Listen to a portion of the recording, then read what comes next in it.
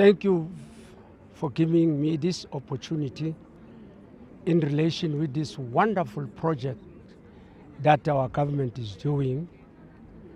Remember, some of us we left this country 76, 80s, and the aim and objective was to fight for the liberation of the People's Republic of South Africa. And we have managed. Now remember, during the liberation struggle, there are so many battles that were taking place. There are so many ambushes which were taking place. Not only ambushes or battles, but also people were caught up under old age, malaria, and other diseases. And others ended up losing their lives on the way of crossing to come to fight the apartheid system. So this thing, it has been on the pipeline of saying we have achieved our freedom. Now what about those whom we left in exile? And a lot of families were asking questions. When our beloved ones, brothers, sisters, fathers, uncles, coming back home? It was a question of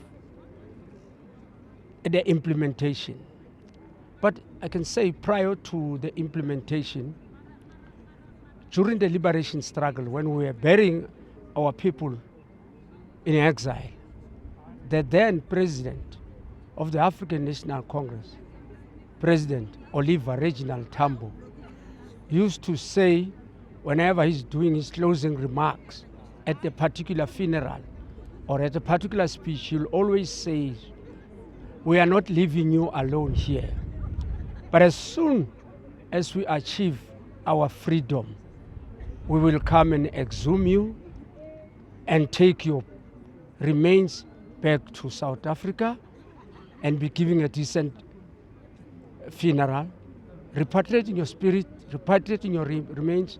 It has been there, but it was just a question of implementation. Thank you very much. It is only now the government is implementing that.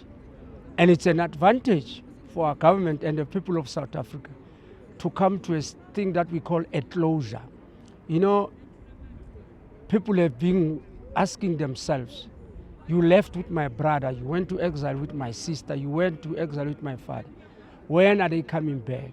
Now, it was so difficult to explain to a family that no, your father, your brother, your sister died in exile.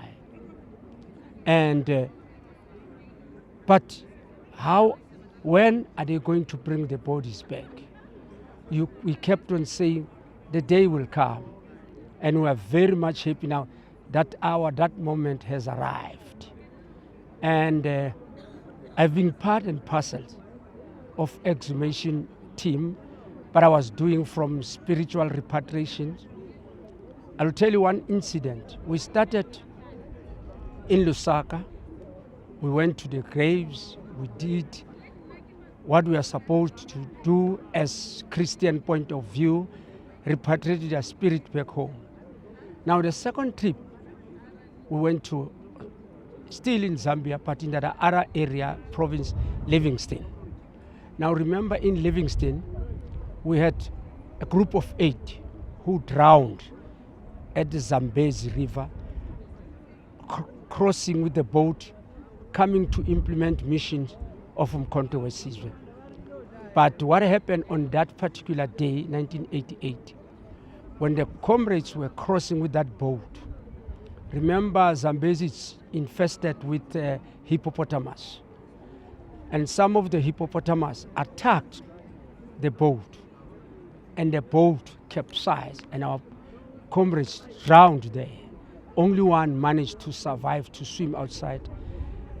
He is the one who reported to the Zambian government, the police, and a search was conducted, and the remains were found of these other 7.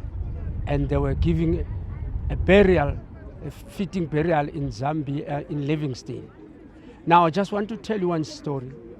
During the spiritual repatriation at Livingston, we went along, not exactly at the spot where the incident happened, but we went along Zambezi River. Then we did our spiritual duties. And after the traditional healers did their job, I was called now to do from military point of view. I did what we call a roll call, and a roll call was conducted. I called the names of the 7 along Zambezi River. I called all the names. I said roll call. I called all their names immediately after mentioning the last number. Then I commented, I said, commanders, we have come to take your spirits back home to South Africa. And I said, at ease. And something which all families and the crew which were with us there, they were shocked. About 500 to 600 meters away from us, 2 crocodiles jumped out from the river and they made a big noise, opened their mouth, big noise, and they went back to the river. So how do you explain that?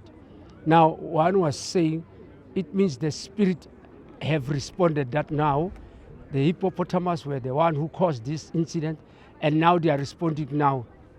May their spirits go to South Africa and rest in peace. This is something which I'm always saying, and I've been telling all people that, how do I explain? But the response was there. Until today, we went also to Zim.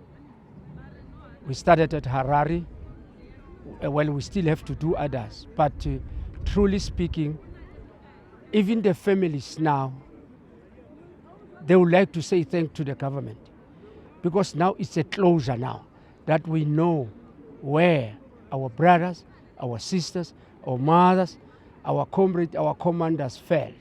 And now a decent reburial will be done. Just in conclusion, even if you read the Bible, Joshua chapter 24, the last verse, they will tell you that even children, when they were moving, coming back to their freedom, and they took along Joseph's bones. And Joseph's bones were reburied in his motherland. And this is exactly what he's doing, and the family are happy, and it's a closure, and it's a victory for the government. I thank you.